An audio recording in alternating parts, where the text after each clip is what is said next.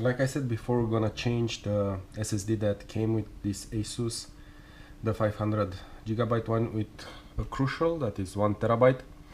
And so let's get started.